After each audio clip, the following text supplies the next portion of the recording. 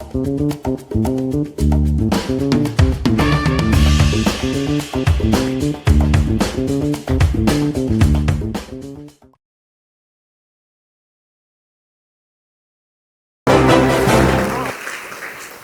afternoon, everyone. And my name is Sam Trần. I'm the head chef and founder of the restaurant in Hanoi. It's my honor to be here today with all of you to talk about the rethinking Vietnamese cuisine for the global table. This talk isn't just about the food, it's about how something like seemingly tiny and can become something bigger in the end. So let's begin.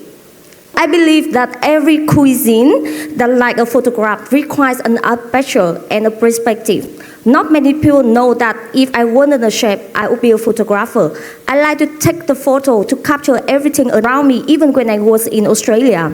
And one thing I love about the photo is that when it's good, it's always let you see more than what literally in front of you. Same with the cuisine. And Vietnamese cuisine is always be like cheap, casual, and street food only. This is an assumption everybody know Vietnamese cuisine just for only bánh mì and phở. But the aperture through which the works view is still narrow. It's just limited to street food and some affordable price. But what about us? Those of us who live and breathe in this cuisine, perhaps like unknowingly internalize this land. We see foreigner food photographed always better. Served in like a beautiful place, we compliment the dish by saying this taste is something Westerner. Meanwhile, when we speak about Vietnamese food, we always just eat like this just a bowl of steamed rice, just a vegetable and fish sauce. It's just a braised beef. People always ask, how can we get the world respect Vietnamese cuisine? And I think to myself, before the world respect us, we must respect it first. Our food doesn't need to be fancy in Western standard or to be recognized. It needs to become clearer in its own voice, more confident by its own story. And when we taste a dish, we often evaluate it by a flavor. The question always like, it is an authentic taste usually come up. But delicious is a good starting point. It's not enough. It's just like sometimes we stop just there. For me, a dish isn't just good because of the balance in flavor, in sour, salty, and sweet. A dish is good because it has a story behind. So I can take bánh chưng for an example. Look at it under a foreigner. It's just like, okay, you can get it with some flavor, with the fatty from the pork belly, with some nutty from mung bean, and sometimes it's just a bland taste, to be honest, unless you pan fry it and dip it in soy sauce or chili sauce. But if we narrow the aperture, look closer, listen deeper, the bánh chưng becomes a narrative. It speaks the farming tradition of the connection between land, water, sky, and people. It's a symbol of taste of family union. Or we can consider nước mắm, the fish sauce. The smell on mine makes someone like flink. Behind that scent is a legacy. This 100 years of craftsmanship. People drying fish under the sun, storing autumn in the jar, and living a lifetime with that scent without even finding it unpleasant. That salty taste become more than a seasoning. It's become the heritage distilled through all the time. And to me, fish sauce is the bloodline of Vietnamese cuisine, from the north to the south, in the past, present, or in the future. You always find the fish sauce on the table, in the table of people. So, the next time if you eat a Vietnamese dish, I hope you won't just ask, is this authentic, is this delicious? Please ask about the story. And flavor is that what is draw us in, but the story that stay with us and bring us back. Everybody knows the restaurant is a fine dining restaurant, a Vietnamese fine dining restaurant. So what is it?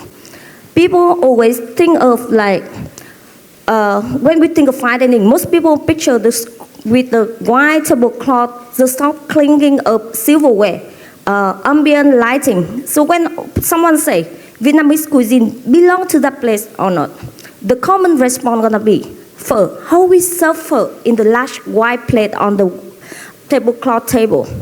This is an assumption. Thus, Vietnamese food is only considered elevated when it's fit into a form that's already been validated elsewhere.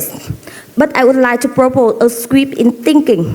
Form is not something we imitate. Form is something we create internationally. Vietnamese food is communal, aromatic, layered. So how you can refine it without erase all their characteristics? Every tasting menu we include the rice ingredient. It's the heart of our menu, same with the heart of every people family meal. And it's the way of how we're saying, this is who we are. Regardless of the season, you always find a bowl of fresh rice. In our most recent winter spring menu, we call it Inside the River, nằm trong sông. That's mean of Hanoi, our beloved city.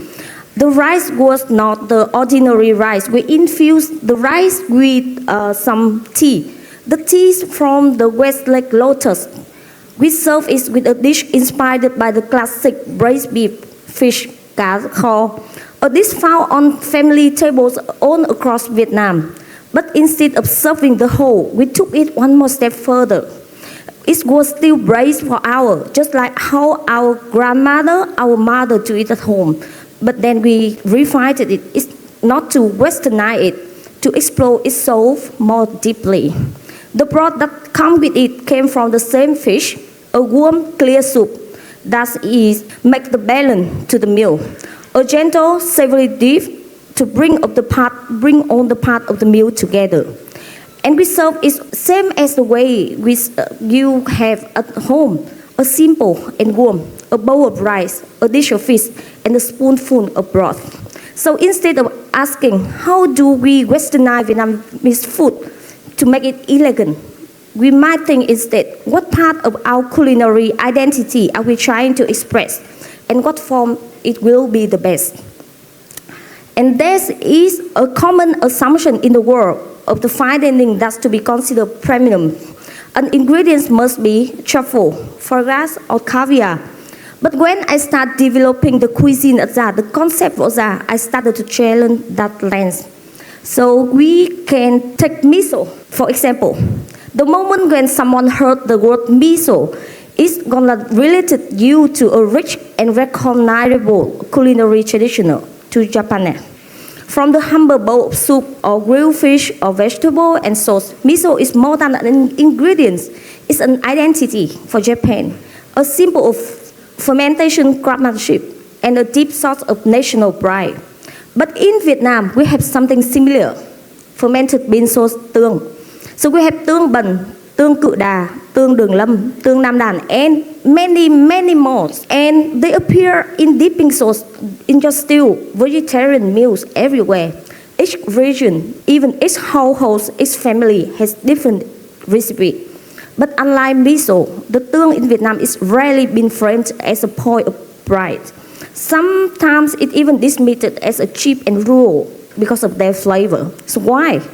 Because we never truly view it through a wide enough aperture, through a cultural lens. So, an ingredient, in my opinion, can become precious, not because of its aesthetic, but also because it will be in a specific place, a specific practice, and a specific memory of everyone. It is not merely a condiment, it's a current of memory, it's the spirit of a place. To bring Vietnamese cuisine to the world, we don't need to change it to something else. We need to see it differently. Only when we ourselves, we can preserve the deep in Vietnamese food, the world will follow us. But when we start with imitation, when we try to make Vietnamese food into something else mode, we risk losing what makes it powerful in the first place. Because Vietnamese food was never designed to be eaten in silence. It was made for laughter, for shareable, for mourning on plastic chairs, or the story passed across all of our generation. We eat 3 meals a day, sometimes 4 or even 5 if you count the street snack you grab in the morning or the late night bites on the sidewalk. Eating is a routine, almost instinctive. I didn't become a chef because of some grand ambition. I simply love to eat. But the more I cook, the more I realize each time we prepare a dish, we touch the history, the memory, and the identity of the country. And we also call the food lovers. May seem passive, but in truth, we are silent ambassadors of our cuisine. Even something as everyday as posting a food photo on your story that can become an act of cultural transmission. If you just add just one more layer, tell the story about the cook, share the traditional about like what behind the dish, explain what the bowl means in your memories, your region, and your family. Zoom in your ingredients, your history, on the people behind the plate, and don't worry, zoom out from the Western norm.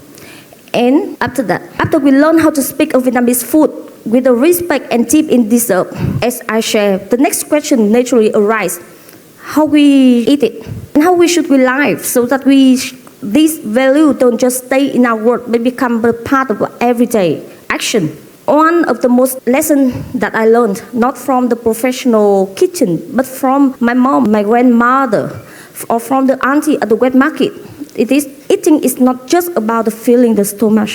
It's the way of living, a ritual of connecting with all the earth, the season, with the other people, and even with yourself. Take a humble example of the bún riêu. On the surface, it seems like just a simple street food. Bún riêu is my favorite street food anyway. But if you sit down and really eat it without rushing, without scrolling to your phone, you're gonna notice there's a hand that selected each freshly cropped, and another hand that carefully pickle on the meat. And within the broth, there is memory, the patience, the people, and the quiet love for the dish. We don't need to eat luxuriously. We need to eat mindfully, because that in itself is a cultural act, a quiet form of preservation. If you ever love a bowl of bún ốc nguội on the hot summer day in Hanoi, or have your favorite spot in any corner of Vietnam, please bring one of your international friends with you. Take them further to the kitchen, experimenting with Vietnamese cuisine, where the young chef try to treat local ingredients with a modern way. Tell the story through a modern lens. Or you can bring them to the local restaurant where using all the traditional recipe, because the authenticity is not outdated, it's the timeless. These the two approaches through different equally vital, because both keep Vietnamese cuisine alive in the past, in the present, and for the future. When you change the way of someone perceives a single dish, you don't just offer them a meal, you expand the world understanding of your country. Here you can see the bún riêu in different places in Vietnam. We're gonna have different, so every single dish in different place bring you different history and people as well. Some of the dish that we present at ZA, and we change the way people look at Vietnamese cuisine as well. So this is not to the end of my talking. So please, if you have chance to go to our restaurant, you can try and see how we treat the Vietnamese cuisine. And at ZA, through every dish, we want to share the culture of Vietnam, of the place we have been, the heirloom flavor that I have been lucky to be there. And when you train someone the way to eat the meal, you're gonna share with them your history as well. I'm a chef, but I do more than cooking. I want to tell story about the food. And the way we handle our ingredients, the creative lens we apply, the risk we take, these will keep our culinary story alive and relevant. But even if you are not a chef, I think you can do the same with the way we are doing now. You can eat as if you are like writing a legacy. We speak about the food as you are writing a chapter in culinary story of our people. and believe that every small action done with awareness and intention can create a much larger shift. And the last one, be proud of your history and your cuisine. Thank you so much.